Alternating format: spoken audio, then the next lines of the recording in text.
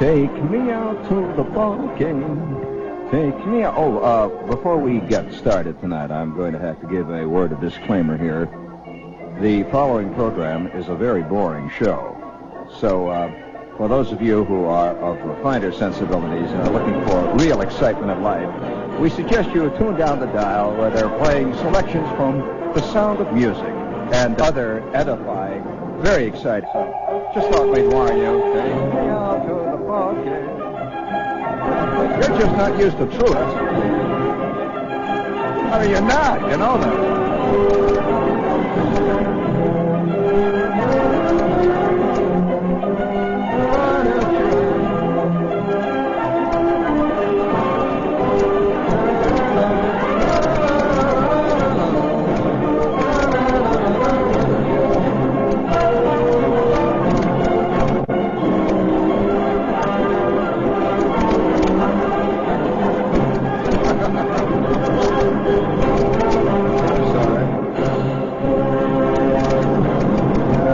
Ready in there, Matt. All set now. It's time now for great moments in the world of sports.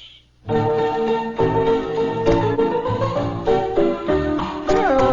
the ball game. That's it. Fade it down nicely there. Great moments in the world of sports, brought to you by this serious radio station, who is dedicated to the proposition that all things to all men at all times, and we'll all be happy. A note from St. Helens, England. A 57-year-old grandmother charged into a mob of brawling rugby football players this weekend and battered them with her handbag. I cannot stand there and see dirty play, declared Minnie Cotton after 6 policemen dragged her off the turf during the final game of the Rugby League Championship. In the future, I shall watch from the stand and leave my weapons at home, promised Minnie, who less than a month ago broke up a semifinal rugby match by punneling a 210-pound player with her umbrella. And so, once again, we brought you great moments in the world of sports. Bring it up there. That's it, fans.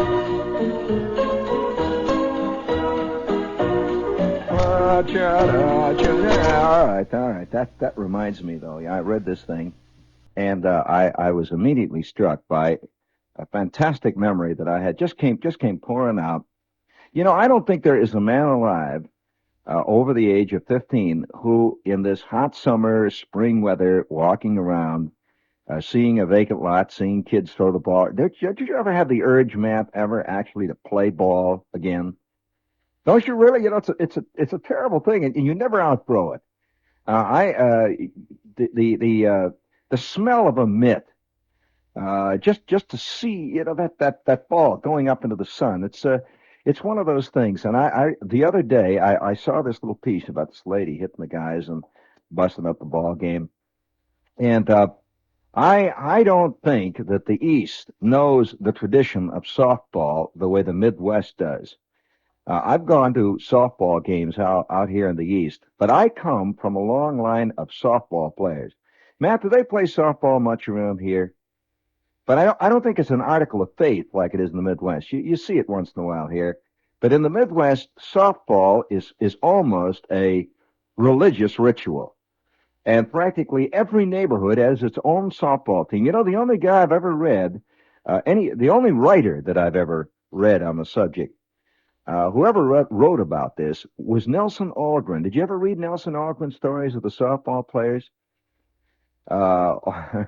Algren, who is a South Side writer who writes and has written in the past about a few of the true pieces of Americana. I don't suppose it would have much real interest to people around here because it isn't as much a part of their life. No, it may interest you, but it does not.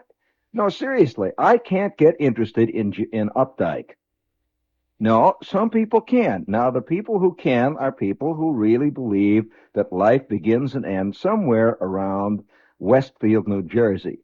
It stops just the other side of Darien and begins to peter out somewhere near Trenton.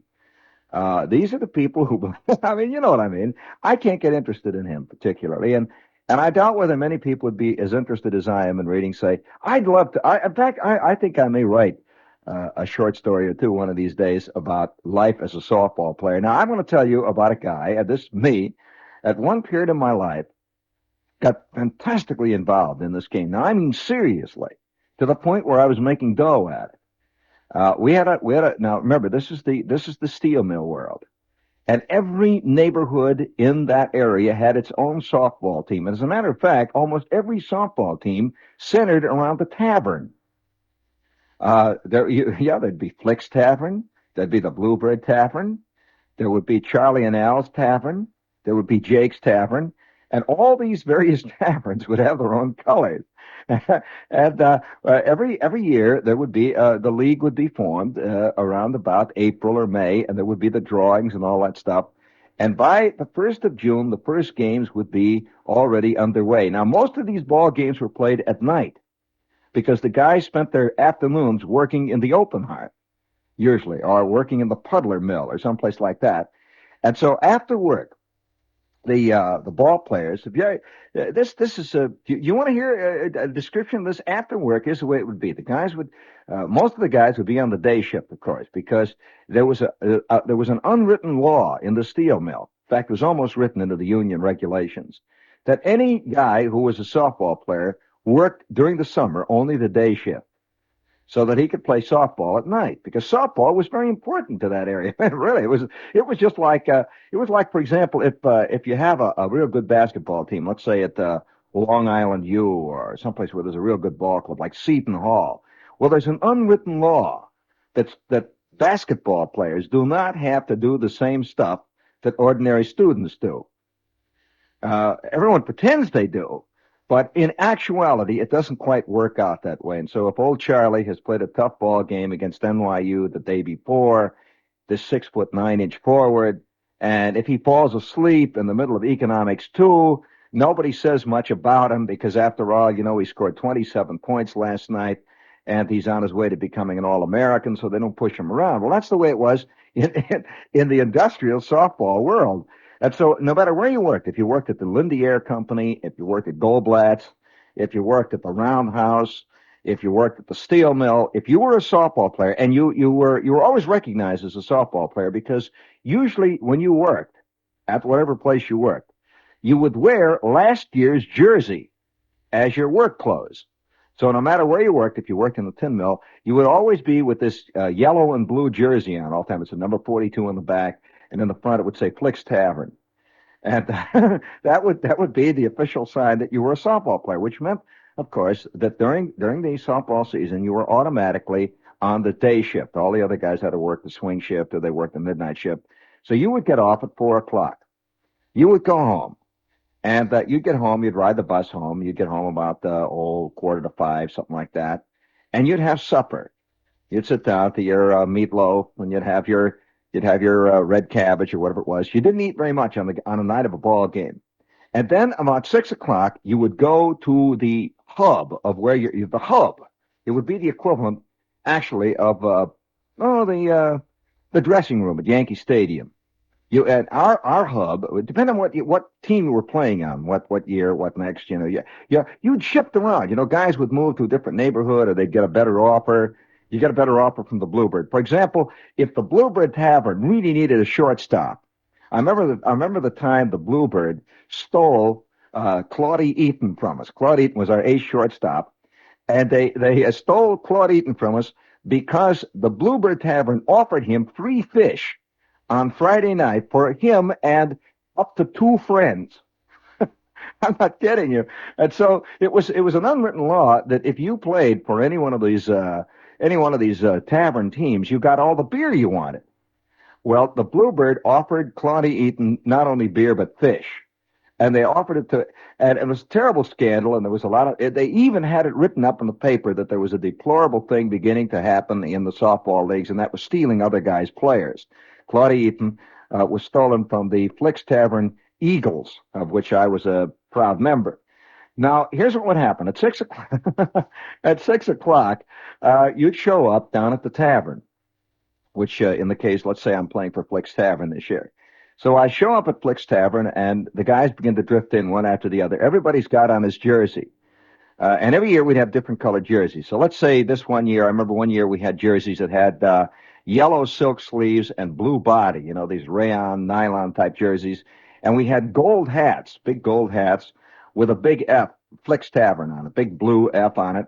And we had gold pants, those tight gold pants with a big blue stripe down the side. And we had the high blue socks with gold stripes, the vertical gold stripes on them. And we all wore spike shoes. We'd come in with our spike shoes over our shoulder with our gloves. And we would all slide in behind a stool in Flick's Tavern, and we'd have our beers. And we're waiting for everybody to show up, the driver to show up, the whole thing. Flick himself. This is Flick's dad, by the way. He sponsored the ball club. So finally, Flick's dad would show up, and two or three cars would be lined up out in front. We'd all go out and pile into the cars, and we would take off for St. Ignatius. Now, this night we would be playing the St. Ignatius Blue Devils, which was kind of an ironical thing for a church team to be called. And we would show up about, maybe 7:30. We'd drive to South Chicago. The ball club would be in three different cars, all of us are hollering, yelling out the window, throwing beer cans out, the whole scene. And we would show up, and we'd pull up by the St. Ignatius Field, which was on the south side of Chicago. And already there'd be maybe 500 cars all lined up all around the ballpark. It's a great feeling. I don't know. You don't see this. I really don't see this at all in the East. But there is a definite club, neighborhood, involved, kind of a dynamic sense of oneness that you get when there's a neighborhood ball club like this meeting another neighborhood ball club. We would pull up in front of this park, and there'd be about 500 or 600 cars already all around. They'd start parking there about 5 o'clock in the afternoon to get a good spot. They'd be by third base and all the way around. And then by the time the ball game would start, the cars would be parked all the way out the left field foul line, all the way out the right field foul line. And the stands would be packed with all these Polak girls and all the Lithuanian chicks and all the Hungarian girls and all, everybody. They're all out there, and the puddlers and the steel mill workers and the whole crowd. And there'd be about 5 priests from St. Ignatius out there. And we would drive up. And one by one, we'd all get out, like the arriving conquerors, the barbarians are arrived on the scene, and immediately all the horns would start blowing, boo, boo, boo. The horns would blow, and we'd trot out on the ball field.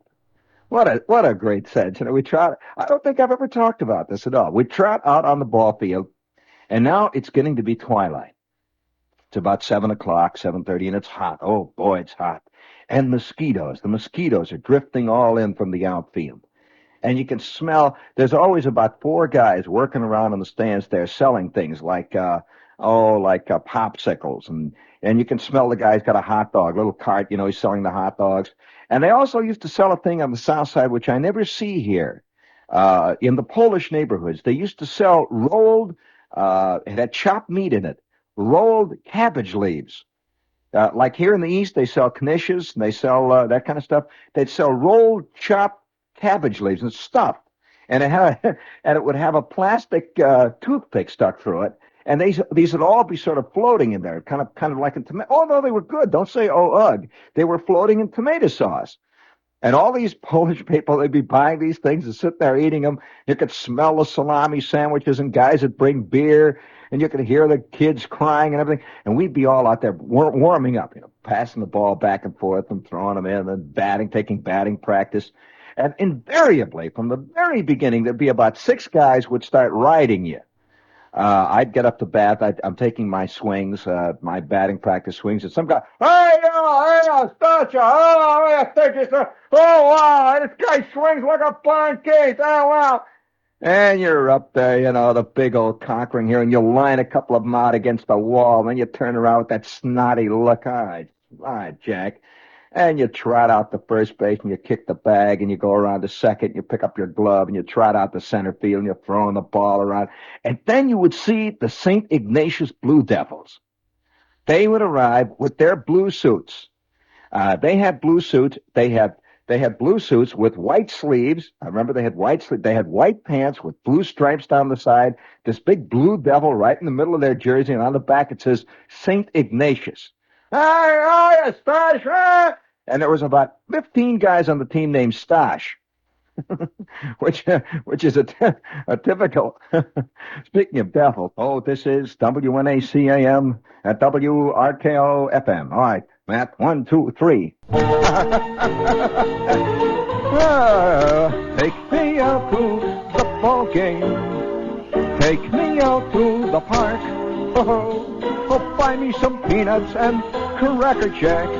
I don't care if I never come back. Da da da da da da da da cha cha cha cha cha cha cha. 1, 2, 3, strikes you're out at the old. Oh yeah, that's the old Shea Stadium there. Well, I want to. You're just going to have to go along with me. I say maybe twice or three times a year, the performer should be allowed to indulge himself. Now, you'll just have to put up with me that I'm on my softball night, and this is something that is soft and very close to my heart, and I'm just going to have to continue with this. So for those of you to whom baseball or softball turn blue, well, I suggest that you turn blue. We're gonna we're gonna continue. For those perhaps those of you who don't know anything about softball, I wonder how many of you are aware that Joe DiMaggio made his first fame as a softball player. In fact, he was first scouted playing softball. There is an old fact, a matter of actual record, that if you can hit 250 in softball, I'm talking about fast pitching softball. If you hit 250 in softball, that is roughly the equivalent of hitting 375 in hardball. And Joe DiMaggio was a 300 softball hitter, which is practically unheard of. And when the word got out, the San Francisco Ball Club, I think he played with the San Francisco Seals in his early days in organized ball. When they began to hear about this fantastic softball player, they sent scouts down, and here was this guy who was hitting everything that they were throwing up at him, and he was hitting softball. And so they called him out to the park to work out with the Seals, and of course, immediately thereafter, he was signed, and he went on to become a New York Yankee. But he was a softball player. One of those most scary feelings I can think of right offhand, one of those sickening feelings, is to be playing at night in a softball game, fast pitching. You're playing in the infield. You got the scene? You're in the infield. You're playing second base. The pitcher winds up. There's the pitch. The batter is a right-handed hitter. He swings. You hear the sound of the ball being hit. Now, you're playing at night, remember. The lights on the average softball field are about as good as the lights in the average used car lot. In fact, quite often a softball field is a used car lot during the day. So you're not exactly playing in Fenway Park. You know, they're not exactly playing in Shea Stadium. I mean, the lights leave a little bit of desired. And so you hear, pow, like that, you know, with a real hard shot. And for an instant, you don't know where the ball is. That one brief instant, you know that you've lost the ball. Talk about a panic. I mean, that panic starts down around your ankles and comes right out your ears. It squeezes out like toothpaste for that brief instant. And I remember one night, since you want to talk about that moment of panic, that one night I'm playing second base, the windup, the pitch, the swing, the slap of the ball, that brief panic, knowing that the ball, I have lost the ball. I don't know quite for an instant where it is, which way it's gone. The lights again, of course, the bad scene, the bad lights, the pitcher's in the way, one thing and another. I don't know where the ball is. Then that feeling of relief that it is going down the left field line, and then that sudden feeling that it ain't, and the next thing I knew, bang, I got it right in the mouth. Now, that's the story right there. Now, I remember one night, it's funny how you'll pick out one little memory out of a thing. I must have played in probably, over the years that I played softball, I probably played in, let me think here now. We used to play sometimes as many as sometimes two games a night. We played as many as 5, 6, sometimes 7, 8 games a week. And the season would begin around June 1st and would not peter out till about the first week in October. So you can figure out the number of games that we must have played during a season. We played almost as many games as a Major League Ball club plays, about 150, 160 games. And I would suspect that that I must have played in at least 400 or 500 league games of one kind or another. And you know, these leagues, that's something else that I have to explain. These leagues were highly organized, and almost all the games that we played were at night. And I don't know whether you've ever batted against a fastball pitcher, a softball, fastball pitcher using the small the small ball, Matt, a fastball pitcher who really was good. I'll tell you, sometimes when I'm watching the Mets play or when I'm watching the Yankees play, and they have the shot from behind home plate, and you see the pitcher wind up, and he throws that fastball in. I watch that thing, and as an old ex-softball player who has batted against really fast softball pitching, that ball coming down from the fastest of the hardball pitchers looks like a slow blimp. Now that sounds like it can't be true, but it is quite true. Why? Because the distance between the softball mound and the catcher's spot and home plate is about a third shorter. That's a shorter distance. Furthermore, his mound is higher. Did you know that, Matt? That mound is higher. Secondly, and most importantly, a good softball pitcher can throw that ball just as hard as a fastball pitcher. So here's this thing traveling about a third less distance. Furthermore, it's coming down from a higher height. Oh, boy, that thing just comes down. And the deliveries of the softball pitchers generally were shiftier than the deliveries that you see on regular hardball pitchers. I batted against both. Now, why that is because the hardball, of course, is thrown overhand. Most generally, it's an overhand pitch. Sometimes it's a sidearm pitch. Rarely is it an underhand pitch. Whereas a softball pitcher throws that ball technically underhand. But in actuality, it really is an underhand. It's a kind of if you can imagine a guy has worked on his arm so much that he's throwing a ball overhand, but he's doing it underhandedly. Now, how they do that is like this. Here's an underhand pitch. Now, I will demonstrate. Here's really an underhand pitch. This is what your grandma throws, She goes like that, says, here, catch. She throws it underhand. Well, here's the way a softball pitcher throws. Holds it like this, see, and brings it down. You notice the cock on the arm? He brings it down like that. He whips that ball like this. And so the ball really has a peculiar look of rising up at you from out of the ground. Now, that's very different from when, say, Sandy Koufax is pitching, and he throws that ball overhand, and it seems to be coming from above down at you, which means that the ball is more visible when you're batting against a conventional hardball pitcher. Do you see what I'm saying? Now, here's another thing. Many of the softball pitchers use what they call a leg motion. Now, I will describe to you what a leg motion is. That is, when the guy is pitching, he throws his left leg high. And as he throws that ball, as he winds up and lets the ball go, he follows through, you can't really see it because his leg is up. So here's his leg sticking out in front of him about 4 feet, and all of a sudden, it's somehow, you get the impression that the ball is coming out of the heel of his shoe. And the heel of his shoe is right in your face.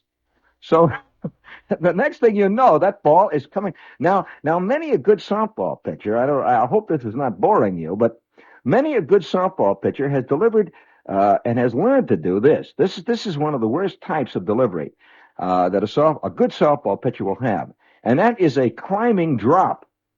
Now, that's a curious pitch. It seems to be a paradox. If you can imagine a pitch that rises and drops simultaneously, well, that's what a good softball pitcher can do. In other words, the ball goes, whow, it comes up and it's humpbacked. If you can imagine a humpback liner, it goes whew, like that, up, and cuts down. You have to step into it. Well, all right, now you got the scene. It is hot. It is steamy.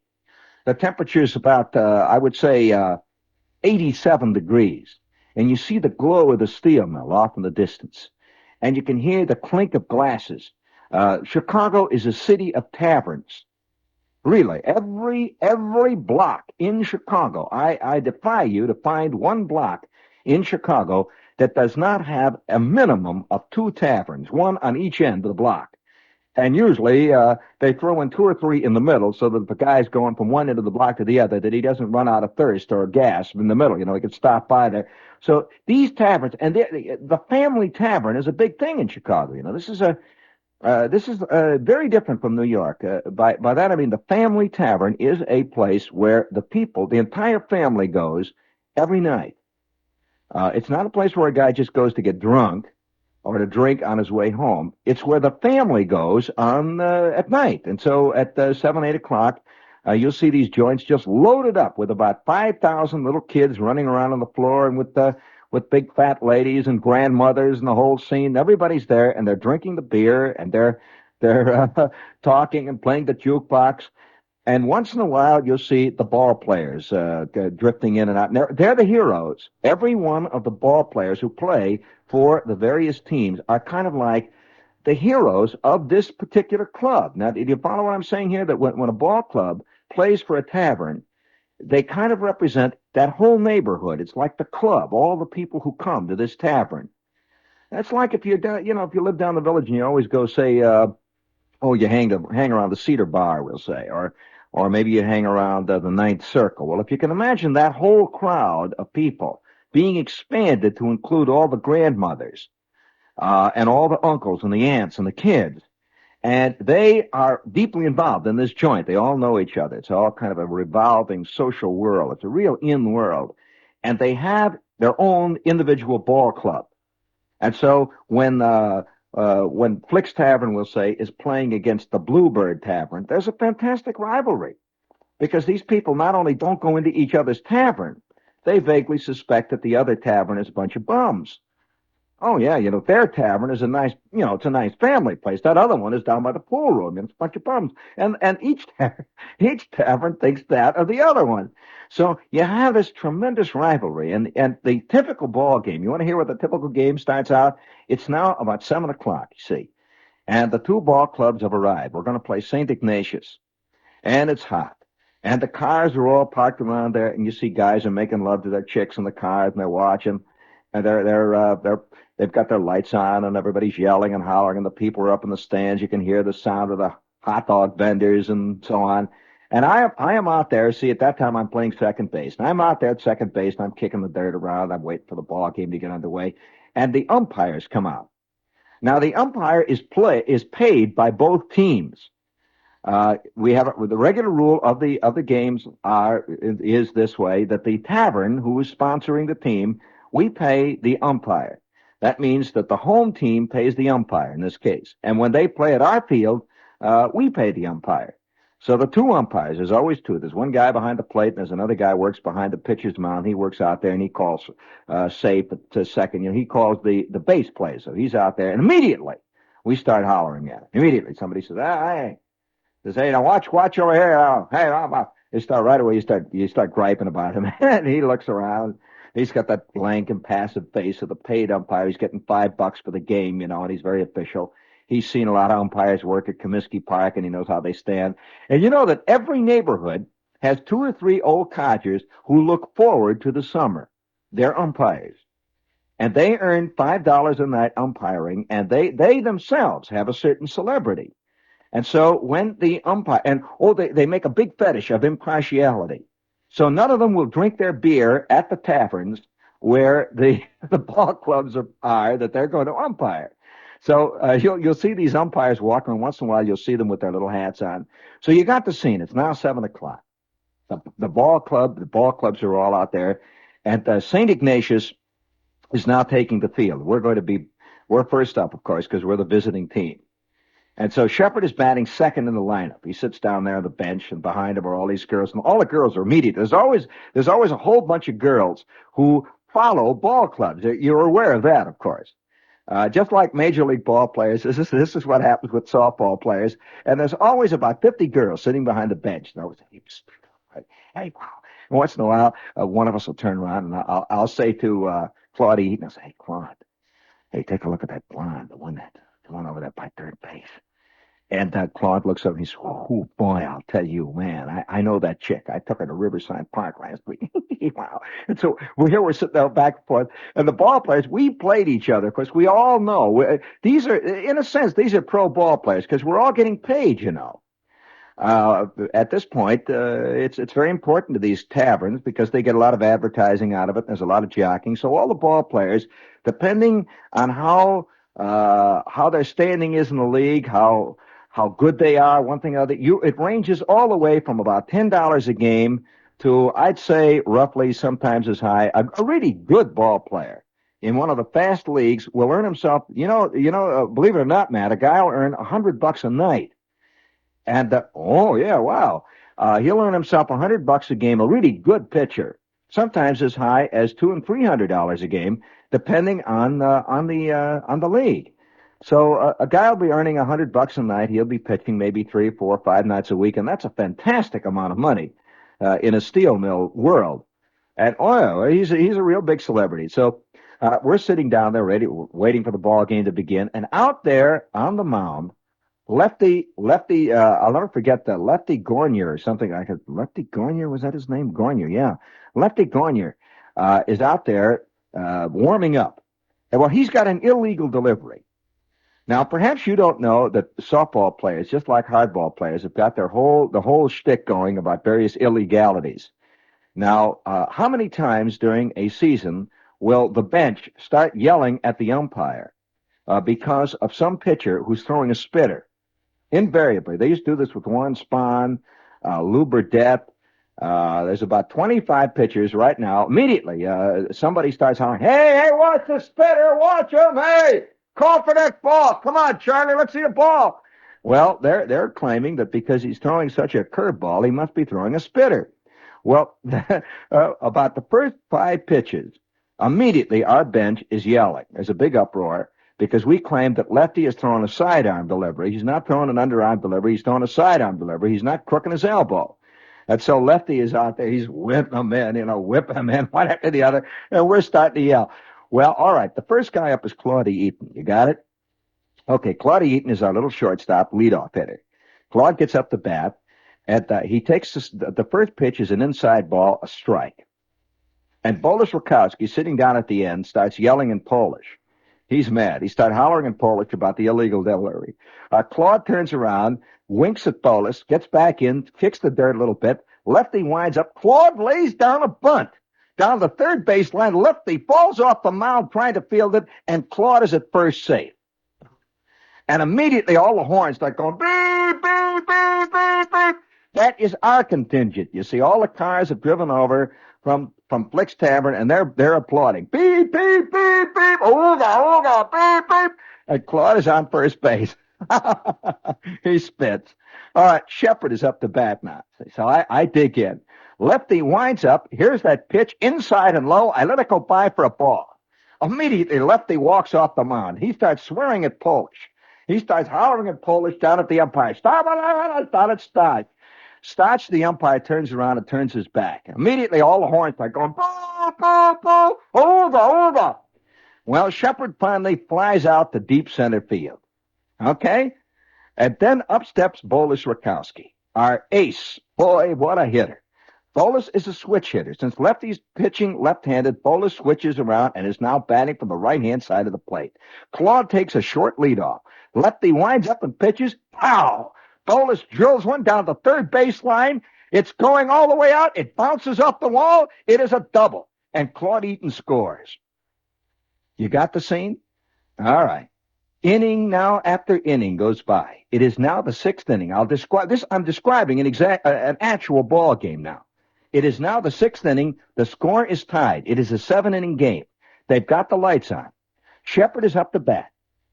They wind up the pitch. It's an inside pitch. Shepard lays down a bunt. It rolls out to the pitcher's mound. The pitcher tries to field it, and it's too late. Shepard is safe. You got it? All right, I'm on first base now. I'm moving back and forth out on first base. I'm trying to needle a pitcher, see.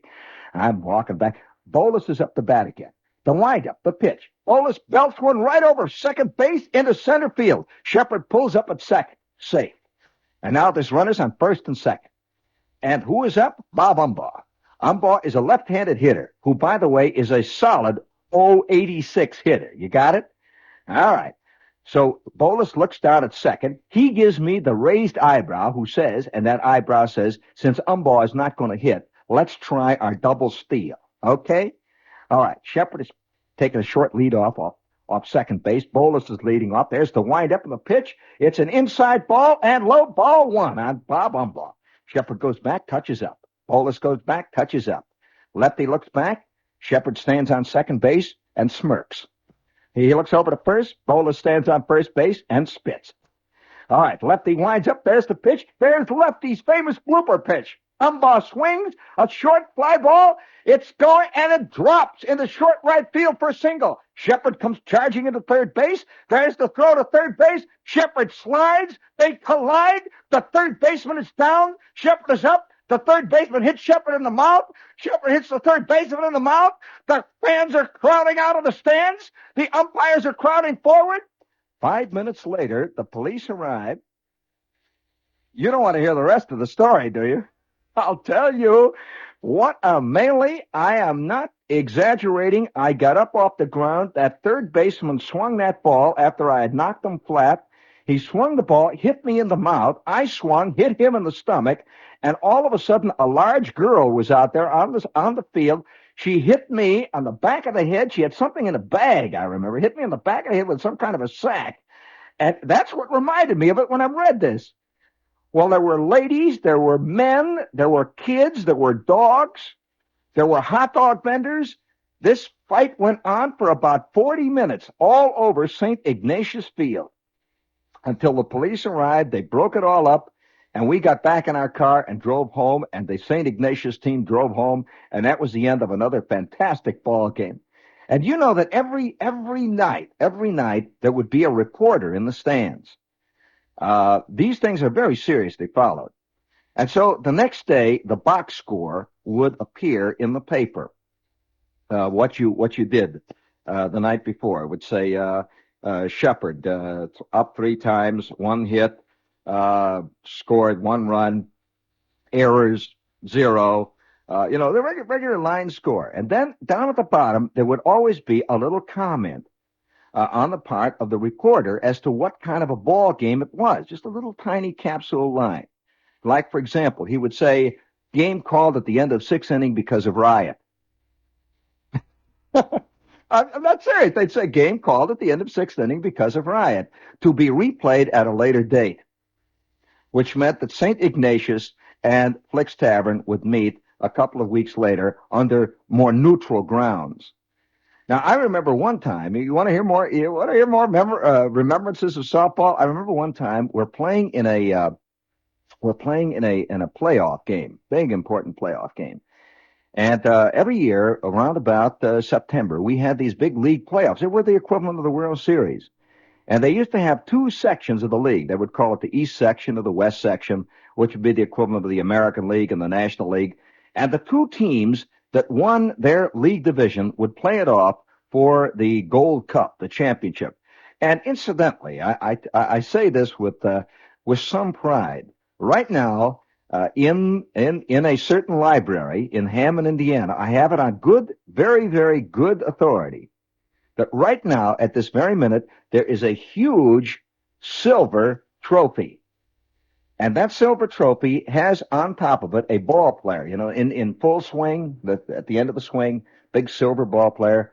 And on the bottom of it, it says Class A Industrial State Champions, National Champion Runner-Up.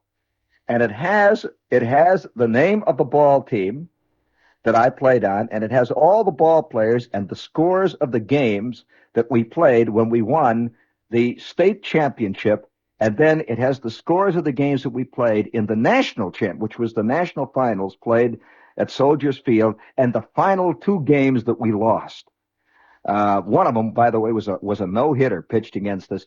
But I say with great pride, right now there is out there in the darkness in a glass case, there is this silver ball player, and it says state champions. Got the whole thing. Well, all right. I remember we're playing in a playoff game. Let me tell you one of those unbelievable moments, just unbelievable moments of terrible, what a sense of frustration. Boy, I've had about 10 moments in my life where I've really had, some really terrible moments.